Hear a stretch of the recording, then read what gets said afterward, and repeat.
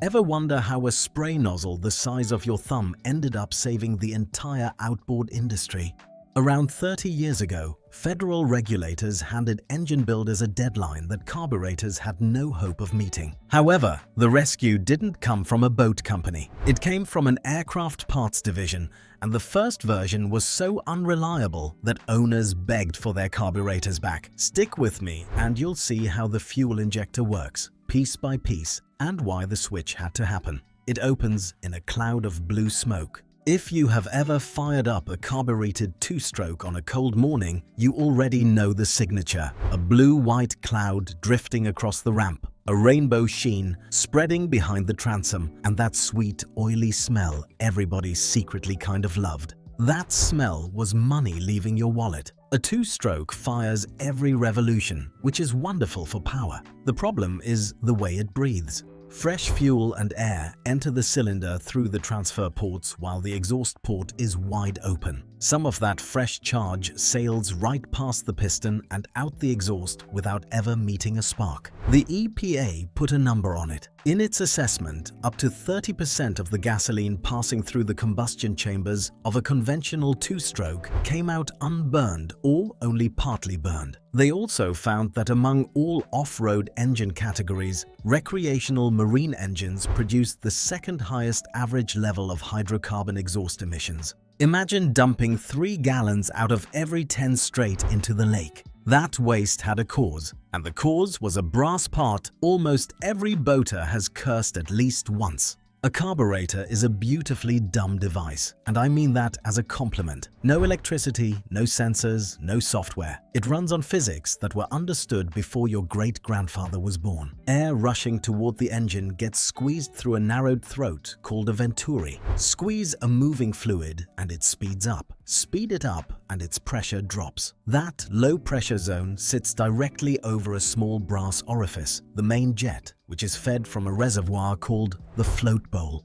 The pressure difference sucks fuel up through the jet and drags it into the airstream, where the rush of air shatters it into droplets. The float bowl keeps a steady fuel level using a hinged float and a needle valve. A throttle plate downstream controls how much air gets through, and a separate idle circuit feeds the engine when the throttle plate is nearly shut. Pull the choke and you strangle the air supply, forcing a richer mixture for cold starts. The whole thing is a carefully calibrated leak. It works because the engine's own breathing does the metering. Elegant, cheap, and reliable. So why did the industry spend millions of dollars trying to kill it off?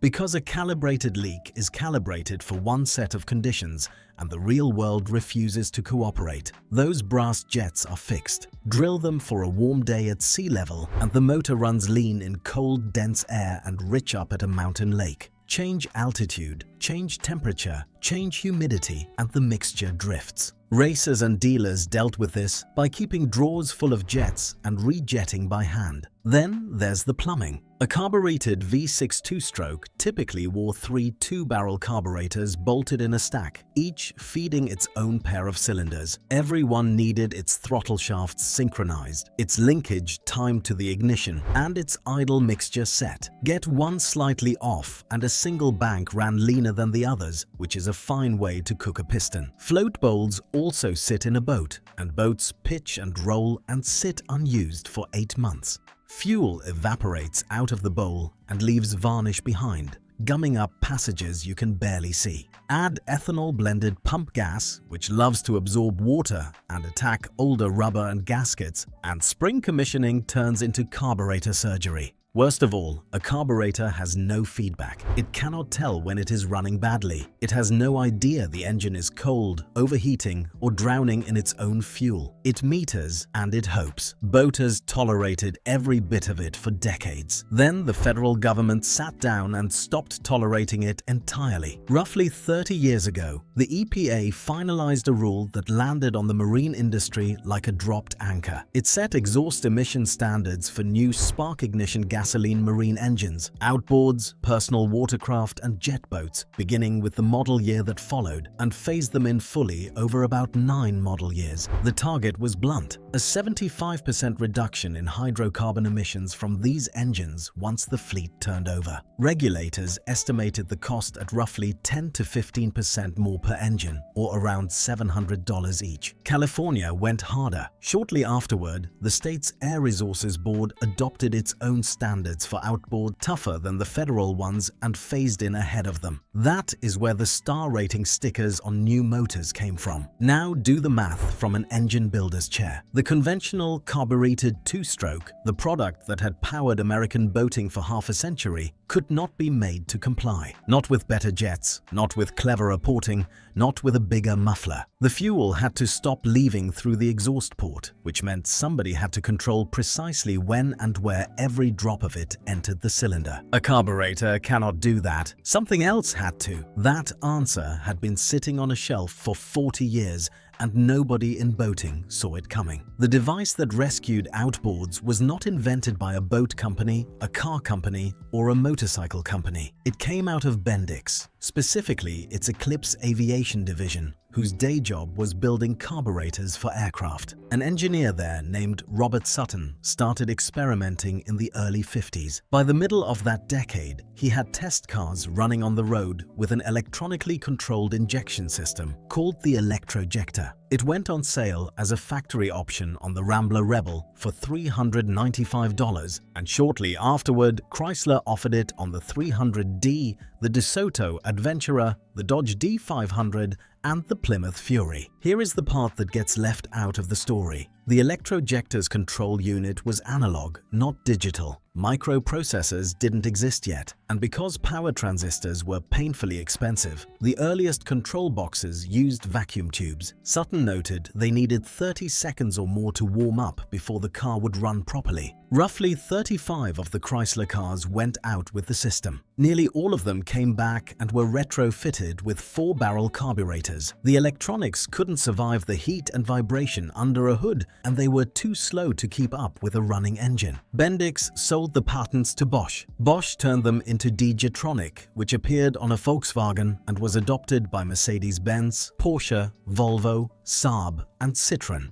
Automotive volume did the rest, driving the cost of electronic control units down until, decades later, a marine engineer could afford to bolt one onto an outboard. So, what is actually happening inside that little nozzle? Far less magic than you would think, and far more precision. Strip away the marketing, and a fuel injector is an electric valve that is uncommonly good at opening and shutting. Inside the body sits a coil of wire wrapped around an armature. Attached to that armature is a pintle, a small needle that seals against a machined seat. A spring holds the pintle closed. Behind the seat is fuel under constant pressure, waiting. When the control module wants fuel, it completes the circuit. Current floods the coil, the magnetic field yanks the armature and pintle off the seat by a few thousandths of an inch, and pressurized fuel escapes through a precision orifice plate that shapes it into a fine cone. Kill the current, and the spring slams it shut. The clever part is how the quantity of fuel is controlled. The pressure behind the injector is held constant, and the orifice size never changes, so the only variable is how long the valve stays open.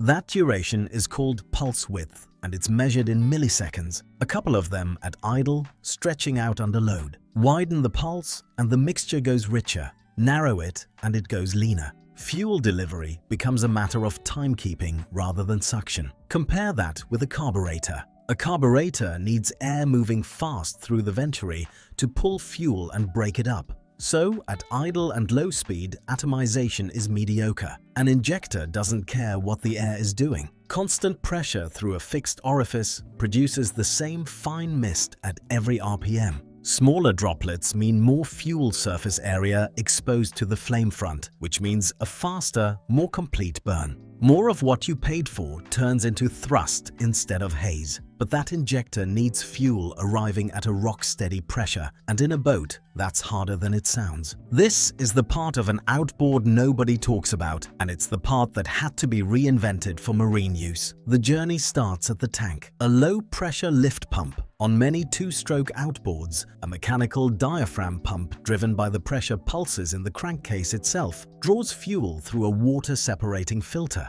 That filter matters more than most boaters realize. Many of them carry a probe that trips a warning light when water collects. From there, the fuel enters a vapor separator tank, a small reservoir bolted to the powerhead. Inside is a float and needle valve holding a set fuel level, and above the fuel sits an empty space where vapor can gather before being vented away. Sitting submerged in that tank is the high-pressure electric pump. Submerging it does two jobs at once. The liquid fuel cools the pump motor, and the pump never gets a chance to swallow a bubble. Why go to all this trouble? Because a boat is a terrible place for gasoline. The engine bay is hot, there's no rushing airflow under a cowling at trolling speed, and fuel that flashes to vapor in a supply line will stop an injector cold. Vapor lock ruins days. The pump pushes fuel into a rigid metal fuel rail, essentially a pressurized pipe with the injectors screwed into it, and a pressure regulator at the far end bleeds off the excess, sending it back to the vapor separator through a return line. On a good many port-injected outboards, that rail runs somewhere in the mid-30s of psi, held to within a couple of psi no matter what the engine is doing. One quiet bonus falls out of this design. The entire fuel path is sealed and under pressure, so it doesn't breathe damp air the way a vented float bowl does. Ethanol-blended fuel gets far fewer opportunities to make trouble. Pressure and plumbing are only half the system. Something has to decide when to pull the trigger.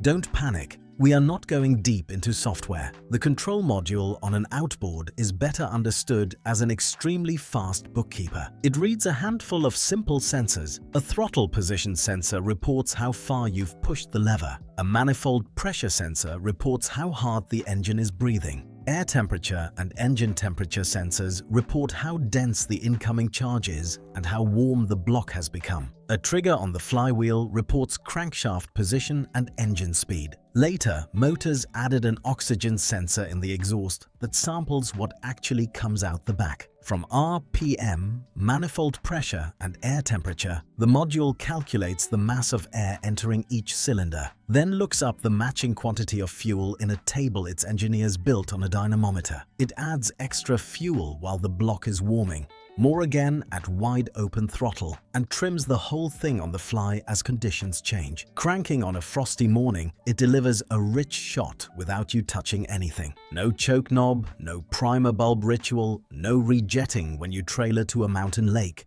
The module reads the thinner air and adjusts. Then comes the feature that pays for the whole system on its own: protection. If the block overheats, oil runs low, or the engine over-revs, the module pulls timing and limits RPM to keep you moving at reduced power instead of letting you weld a piston to a cylinder wall. It sounds an alarm and logs a fault code a technician can read. A carburetor could never do any of that. It has no opinion about whether your powerhead lives or dies. So, who put this technology on an outboard first? The answer will surprise anyone who assumes it was a four-stroke. Electronic fuel injection reached outboards on two strokes, not four strokes. Mercury's first production EFI outboard was a V6, the Laser 220 XR1, introduced in the late 80s, and it brought the first electronic control modules to the transom along with it. Yamaha followed with EFI on its V6 two-strokes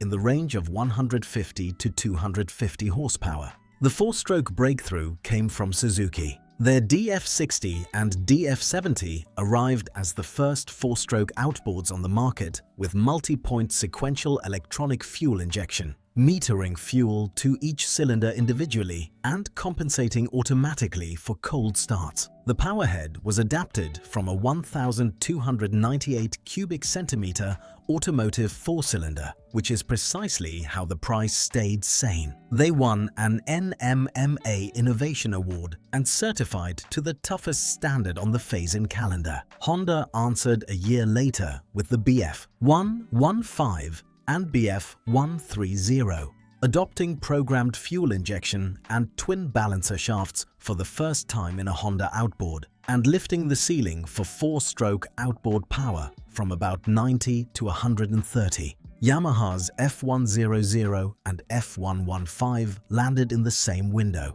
Meanwhile, one American company was betting its entire future on a completely different answer, and it was losing badly. Not everyone accepted that four-strokes were the future. Two of the biggest names spent enormous sums trying to save the two-stroke by injecting fuel directly into the cylinder after the exhaust port closed, so none of it could escape. OMC, parent of Evinrude and Johnson, bet the company on a system called FICHT. It reached the market under real regulatory pressure and without enough validation. Early engines suffered injector problems and powerhead failures, and some of the largest FICHT motors were recalled over injector retainer bolts that could work loose. Warranty claims mounted, dealers lost faith, and 3 days before Christmas, at the turn of the millennium, a company holding roughly a third of world outboard sales filed for Chapter 11, protection carrying around $800 million of debt. Bombardier bought the Evinrude and Johnson brands weeks later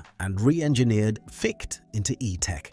Mercury took the other route with Optimax, licensing an Australian air-assisted design. A belt-driven compressor charges an air rail to around 80 pounds per square inch alongside a fuel rail near 90, and paired injectors blast fuel into the cylinder, atomized to roughly 5 microns. Both were serious engineering. Both were attempts to keep the two-stroke alive rather than move on. Which brings us to the argument that has been running at every boat ramp for 25 years. Plenty of experienced boaters will tell you the conversion never needed to happen, and they aren't being unreasonable. A carbureted two-stroke is lighter, simpler, and makes power on every revolution. It will out-accelerate a comparable four-stroke off the hole. It costs less to rebuild, and a competent owner can pull a carburetor apart on a beach with a screwdriver and a can of cleaner. Try that with a fuel rail. When an injected motor misbehaves, you need a scan tool and a fault code, and the person holding that laptop bills by the hour. Add a dead battery and a modern EFI outboard is furniture. Though builders have since answered that with battery-free systems on small portables that power the module off the pull cord. The counterpoint is less about preference than arithmetic. The standards were law with a fixed calendar, and no amount of loyalty to the smell of premix was going to move that date. Given the deadline, the industry's choices were injection or extinction. The bill for all that complexity came due,